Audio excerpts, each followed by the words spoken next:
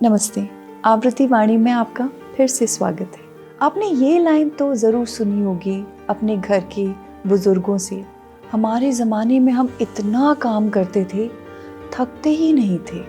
ना कोई बर्नआउट, ना कोई डिप्रेशन। हर इंडियन घर में ये लाइन कम से कम एक बार सुनाई दी जाती है, स्पेशली डिनर के टाइम पे। और यूजुअली तब सुनाई देती है जब आप बोलते हैं, मैं थक गई हूँ। देखिए, घर के जो बुज़ुर्ग हैं वो झूठ नहीं बोल रहे हैं, लेकिन वो पूरी कहानी भी नहीं बता रहे हैं। और ऑनेस्टली हम भी झूठ नहीं बोल रहे जब हम कहते हैं कि हम थक गए हैं। क्योंकि ये जो लगता है ना कि बूमर्स वर्सेस मिलेनियल्स वर्सेस जेन ज़ी, ये असल में मेहनत और आलस का इशू नहीं है। ये इशू है स्पीड का। ज़िंदगी किस स्पीड पे चल रही है बिना हमसे पूछे।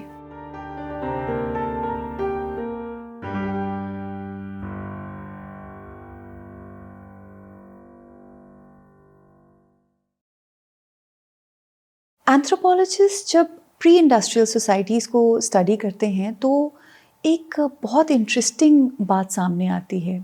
इंसान हिस्टोरिकली जितना हम सोचते हैं उससे काफ़ी कम काम करता था, अक्सर सिर्फ 4 से 6 घंटे दिन का। उसके बाद का टाइम होता था आराम के लिए, बातचीत के लिए, लोगों के साथ रहने के लिए, जैसे गाँव में होता है। और अब थोड़ा आगे बढ़ते हैं पोस्ट इंडिपेंडेंस इंडिया की तरफ। उस टाइम जॉब्स कम थे पर क्लियर थे, कंपटीशन भी ज़्यादा दूर तक नहीं जाता था, लोकल रहता था और करियर्स स्टेबल होते थे। मैं एक बार नागपुर के पास एक छोटे से गांव में गई थी। वहाँ एक मुझे रिटायर्ड पोस्ट मास्टर मिले। 38 इयर्स तक उन्होंने सेम नौकरी की, सेम रूट अपनाया। उसी बेंच पर उन्होंने 11:30 बजे वाली चाय पी, पोस्ट ऑफिस के बाहर बैठकर। उन्होंने बोला, बेटा, ज़िंदगी मुश्किल थी पर सिंपल भी थी। और मुझे लगा, हाँ, बस यही फ़र्क है। लाइफ हार्ड थी पर सिंपल थी। एक जॉब, एक पहचान, एक आइडिया के सक्सेसफुल लाइफ का क्या मतलब होता है। कंपैरिजन भी लिमिटेड था। पड़ोसी, कभी कभी शर्मा जी का बेटा, बस। एंथ्रोपोलॉजी में इसको बोलते हैं लो कंपैरिजन एनवायरनमेंट। इंसान का जो दिमाग है वो 150 लोगों के गांव के लिए बना है, 1.5 करोड़ लोगों के इंस्टाग्राम फीड के लिए नहीं बना। इसलिए वो पहले के लोग कम थकते थे क्योंकि उनका दिमाग इतना भागता नहीं था। और इसी स्लो दुनिया और फास्ट दुनिया के बीच में एक जनरेशन फंसी हुई थी जिसका नाम हम अक्सर भूल जाते हैं, जेन एक्स। ये वो लोग हैं जो बैकग्राउंड में रहे, ना स्पॉटलाइट मांगी, ना शोर मचाया।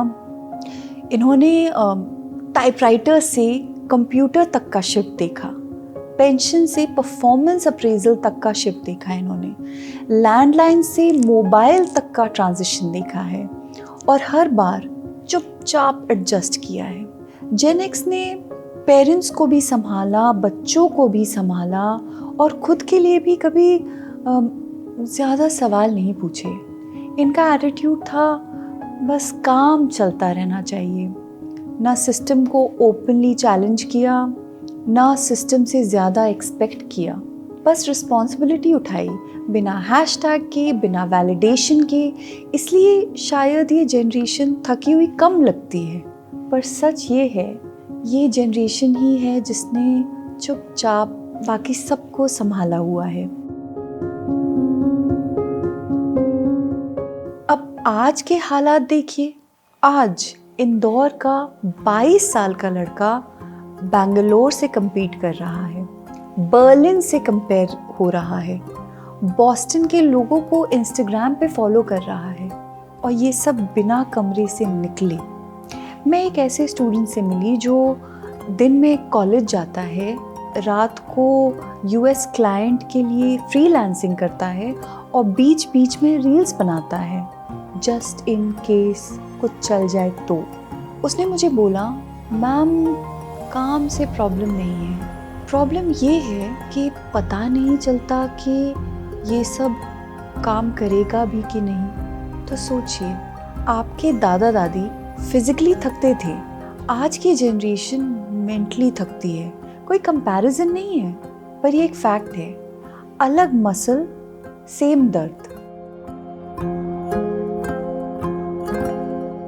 अब सीधा जेनजी पे मत जाइए। बीच में एक पूरी जनरेशन है जो सबसे ज़्यादा क्वाइटली थक चुकी है, मिलेनियल्स। उन्होंने वही किया जो बोला गया, पढ़ो, डिग्री लो, अच्छी नौकरी करो, लाइफ सेट है। मैं बेंगलुरु में एक मिलेनियल कपल को जानती हूँ। दोनों इंजीनियर्स हैं, अच्छे कॉलेजेस से। सब सही किया उन्होंने। अच्छा कॉलेज, अच्छी जॉब, टाइम पे EMI, फिर एक स्टार्टअप बंद, दूसरी कंपनी रीस्ट्रक्चर हुई, प्रमोशन डिले हुआ, रेंट डबल हो गया। कोई कंप्लेन नहीं, कोई प्रोटेस्ट नहीं, बस चलते रहे दोनों। बूमर्स ने एक बार एडजस्ट किया, जेनजी कैओस में पैदा हुई। मिलेनियल्स को मिड करियर में सब कुछ अपडेट करना पड़ा बिना पॉज बटन के। इसलिए मिलेनियल्स वीक नहीं हैं, वो कांस्टेंट टेंशन में हैं। अलग अलग रिसर्च डेटा के हिसाब से सबसे ज़्यादा बर्नआउट मिलेनियल्स में है, जेनजी में नहीं। क्यों? कभी सोचा है आपने? क्योंकि उनके सर पे लोन्स भी हैं, पेरेंट्स भी हैं, करियर का डर भी है और दोनों तरह से गिल्ट भी है। बूमर्स बोलते हैं ज़्यादा कंप्लेन करते हो, जेनजी बोलते हैं सिस्टम ही फेक है। मिलेनियल्स बीच में खड़े होके सोचते हैं शायद दोनों ही सही हैं, और ब्रोकन सिस्टम में सबसे महंगा होता है चुप रहना। अब आते हैं जेनजी पे। देखिए, कॉमन सेंस मीडिया की 2023 की रिपोर्ट के हिसाब से एक एवरेज जेनजी एडल्ट काम या पढ़ाई के अलावा भी रोज़ 7 घंटे से ज़्यादा स्क्रीन पे टाइम स्पेंड करता है। और ये रिलैक्सिंग नहीं होता, ये कांस्टेंट स्टिमुलेशन होता है। इस जनरेशन का दिमाग डेवलप हुआ है एंडलेस कंपैरिजन के साथ, हर वक्त इवैल्यूएशन के साथ, हमेशा अवेलेबल रहने के प्रेशर के साथ, और एल्गोरिदम्स के साथ जो डिसाइड करते हैं कि हमें क्या देखना चाहिए, किस पे रिएक्ट करना चाहिए। न्यूरोसाइंस क्लियरली बोलती है ये सब फ़र्क डालता है। इंसान का दिमाग इंटरमिटेंट फोकस के लिए बना है, इन्फिनिट इनपुट के लिए नहीं बना है। एंथ्रोपोलॉजिस्ट जैसे रॉबर्ट डनबर ने एक बहुत फेमस बात प्रूव की थी। इंसान बहुत कंफर्टेबली लगभग 150 स्टेबल रिश्तों को मेंटेन कर सकता है। अब सोचिए, जेनजी रोज हजारों चेहरे देखते हैं, हजारों ओपिनियंस प्रोसेस करते हैं, हजारों रिएक्शंस झेलते हैं। इतने लाइक्स, इतने व्यूज, इतने कमेंट्स, इतने रेड रिसीट्स, ईमेल्स पड़ी हुई हैं, अनरेड ईमेल्स जा रहे हैं। साइकोलॉजिस्ट इसको बोलते हैं कॉग्निटिव ओवरलोड। ये थकान बॉडी पेन जैसा फील नहीं होता है, ये एंग्जाइटी की तरह आता है। कभी नमनेस बन जाता है, कभी बर्नआउट बन के। इसलिए जब जेनजी बोलते हैं कि मैं थक गई हूँ, तो उनका मतलब ये नहीं होता कि मेरी नींद पूरी नहीं हुई। उसका मतलब होता है कि मेरे दिमाग में सालों से ऑफलाइन जाने की इच्छा है और मैं ऑफलाइन ही नहीं गई। पर जेनजी सिर्फ कंप्लेन नहीं करते, वो मोबिलाइज भी करते हैं, और बिना रैली के, बिना नेता के, फोन से। नेपाल का एग्जाम्पल लेते हैं। यंग लोग, कई फर्स्ट टाइम वोटर्स, इंस्टाग्राम पे, टिकटॉक पे, यूट्यूब पे पॉलिटिक्स को सिंपल लैंग्वेज में तोड़ रहे थे। एक वीडियो मोमो से बजट स्कैम समझा रहा था, एक मीम करप्शन एक्सप्लेन कर रहा था। एक नेपाली जर्नलिस्ट ने कहा, उन्होंने गुस्सा यूज नहीं किया, उन्होंने अटेंशन यूज किया है। इंडिया में भी ये पावर धीरे धीरे आ रही है। इंडिया के जेंजी पार्टीज से कम कॉजेज से ज़्यादा लॉयल हैं, अथॉरिटी को क्वेश्चन करते हैं। इसलिए आप देखेंगे startup India, skill India, ease of doing business, ये सिर्फ पॉलिसीज़ नहीं हैं, ये सिग्नल्स हैं। लेकिन जेंजी के लिए भी एक बात याद रखनी ज़रूरी है, ऑनलाइन पावर रियल पावर है पर फ्रैजाइल भी है।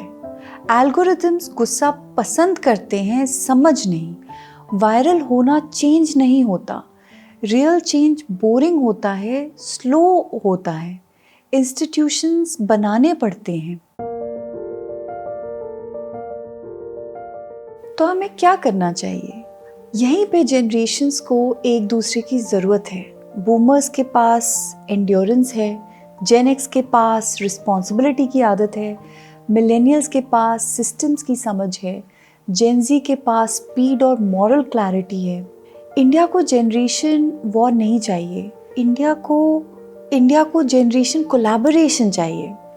फास्ट लाइफ में पावर है, स्लो लाइफ में विजडम है, और शायद रियल मैच्योरिटी ये है कि कब तेज़ चलना चाहिए जेन-ज़ी की तरह, कब टिक के रहना चाहिए बूमर्स की तरह, कब वेट उठाना चाहिए जेन एक्स और मिलेनियल्स की तरह। यही हमारी सीख है।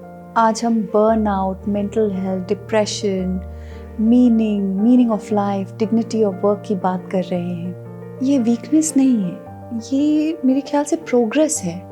शायद लाइफ की स्पीड के साथ साथ आखिरकार हम भी थोड़े समझदार हो रहे हैं। नमस्ते।